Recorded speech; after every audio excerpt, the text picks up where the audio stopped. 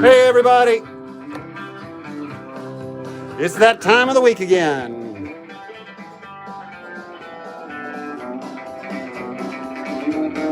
Today is indeed Wednesday, November 25th. Let's all tune in to the Chris Chandler Show's Poem of the Week, a special Thanksgiving edition.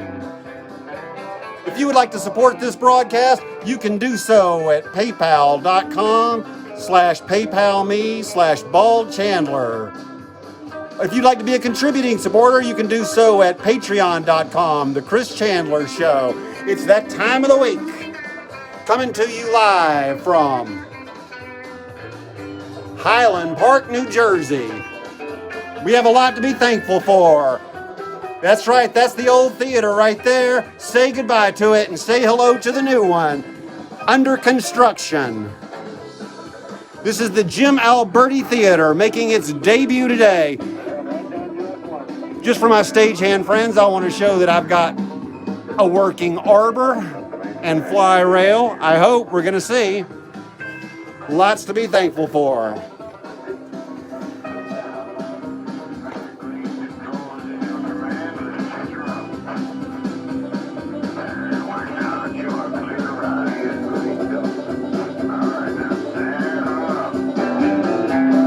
Get rid of the ghost lamp. The ghost lamp is removed, my friends, from the Jim Alberti Theater.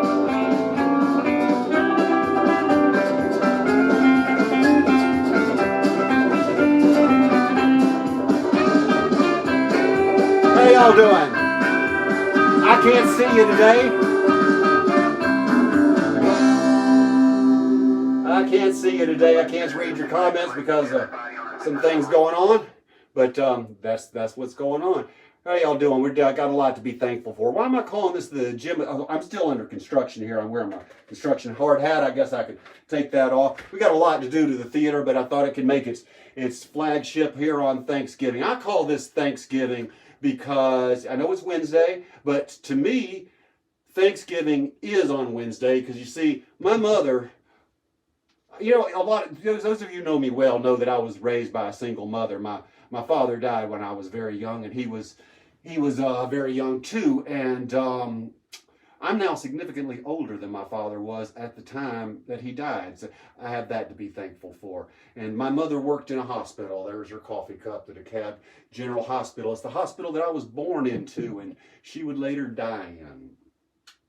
But because she worked in a hospital, holidays were always kind of a big deal for people working in the hospital. And my mother chose to get overtime for working on Thanksgiving and Christmas.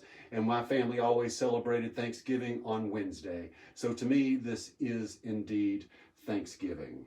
And why am I calling this the Jim Alberti Theater? Something else I have to be thankful for. My mentor in college, I studied stage lighting in college, and my mentor in stage lighting was Jim Albert Hobbs, and he quit stage lighting the same year that I did, the year I graduated. And he went on to form a flea circus, and his flea circus was well renowned and much bigger than I will ever be. His flea circus was so popular it was actually the answer to a question on Jeopardy. It's true, the Alberti Flea Circus. And I talked to Jim probably 2-3 times a year, and recently he stopped answering his phone, and I got real curious about that, and then later the phone was disconnected, and so I started looking into it, and I called the school to see if they knew how to get a hold of him, and they had told me that he had passed on. And I accepted that and mourned his passing, and found out about 2 weeks ago that he did not pass on. He is actually living in an assisted living community in Winston-Salem, North Carolina, and I hope to speak to him over the phone, possibly a Zoom meeting coming up very soon. Maybe we'll do that on Thanksgiving. I've got to schedule one in advance, and I haven't done that. So this is the Jim Alberti Theater right here. But I want to get into my Thanksgiving poem. Thank you guys so much for gathering around. But I have to do something because, I haven't quite figured out this problem yet. So the camera is indeed moving, and it's going to move a lot, actually. I'm just not going to panic that this is still happening. I thought I'd gotten this problem fixed, but it's there. I hope that did it.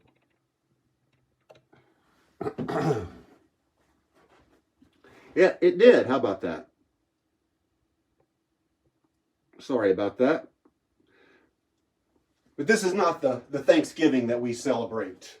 Pumpkin pies, turkey, green bean casserole, small children tracing their fingers onto construction paper in order to create a turkey. Maybe they're dressed as pilgrims and Indians. Do you know what language the Indians spoke in 1621 when they first laid eyes on the pilgrims? English. Yes, the Wampanoag had been trading with Europeans for a century, and there were in fact more Native Americans living in North America that had been to Europe than Europeans that had been to America. It's true. Because you see, less than 10 years after Columbus's voyage, the first dozen Native Americans, not that we would have called them that they would have called themselves that, from what we now know as New England, were off visiting Europe and learning European languages. Now, granted, this was not a sightseeing trip that they chose to make, and few would return, but many did. By 1600, native slaves were the chief component of the America's gross national product. In 1605, the English captain John Weymouth returned to Europe with a payload of 20 Indians chained in a cargo. And among them was Tisquantum, the Indian that first approached the starving pilgrims. Well, he managed to return to New England as part of the cargo of Captain John Smith. Yes, that Captain John Smith, in 1614, on Smith's first voyage to America. However, members of his crew had other ideas, and Squatum was again sold into slavery, but then freed by friars in Spain and educated, at least by the ways of Europeans, and brought back as a guide in 1619. He had actually lived, hung out in London as an English-speaking freed person. But this is not the Thanksgiving we celebrate. I know a lot of liberals love to poo-poo Thanksgiving, and I'm not here to do that. I myself have been to Plymouth Rock on several occasions for protests on Thanksgiving, but I really actually do believe in Thanksgiving. Understand that when the Pilgrims arrived in December of 1620, and in case you hadn't noticed, it's very cold in New England. Things were not going well already. Poor piloting had wasted precious time, and it was late in the year. That first winter was not very pretty, and the Pilgrims were starving. And they spent their first weeks surviving by sending out armed parties and stumbled upon the remains of Indian villages that had been abandoned. They broke into homes and stole stashes of food that had been left there. I don't know at this day and age that I really blamed them. It was survival.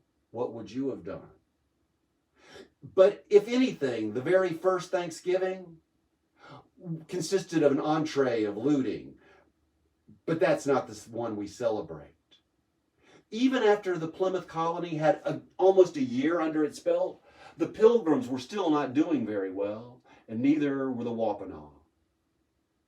They were in a state of war with the Narragansett and the Massaquoi. And the Pilgrims had something they could use, and vice versa. So Squatum and friends showed up saying, you know, you guys look pretty hungry. Maybe you should eat some of these pumpkins we have raised, and maybe you should get over that weird religious aversion you've got to lobster. There's plenty of lobster running around on the beaches.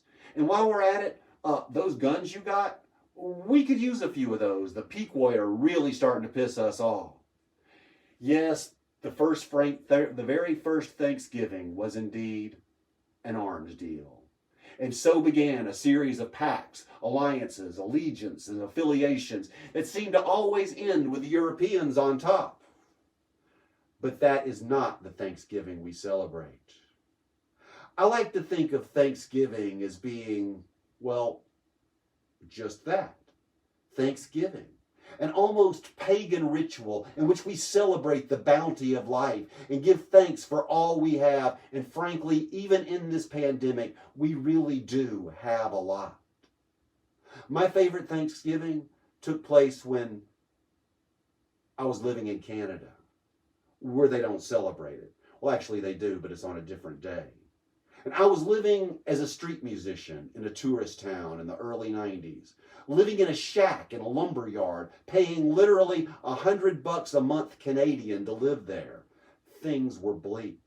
I mean, compared to that first winter that the Pilgrims had, we had it pretty good. But when viewed through the rose-colored Ray-Bans of today's standards, that little wood-burning stove did not work very well. Bad weather in a tourist town meant no money for a big meal, and we were hungry.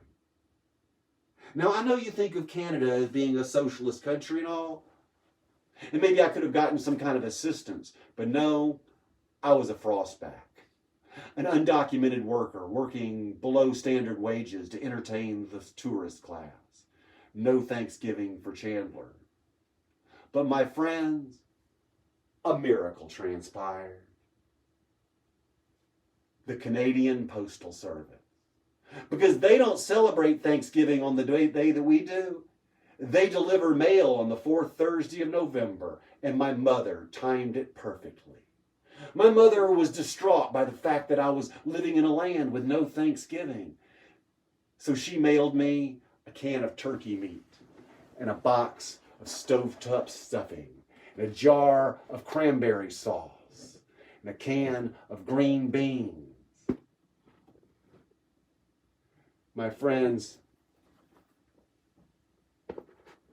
that was the best Thanksgiving ever. And for that, I give thanks. We do have so much to offer, so much to be thankful for. And why not be that on Thanksgiving Day? For me, the Wednesday. We have a lot to be thankful for, not the least of which is the debut of the Jim Alberti Theater. Thank you so much for gathering around. We will be here next Wednesday, and I will indeed be doing the Mighty Monthly Muse next Wednesday, a full set at 8 o'clock, and also, big announcement, letting it be known that on Boxing Day, December 26th, I'm going to be a part of a variety show that will knock your socks off. It's going to be for charity, for Utah Phillips Long Memory Program. A lot of heavy hitters on the bill. I haven't announced the bill yet, but it's going to be a big deal. That you can find out about that at 830club.com. Thank you guys so much for gathering around.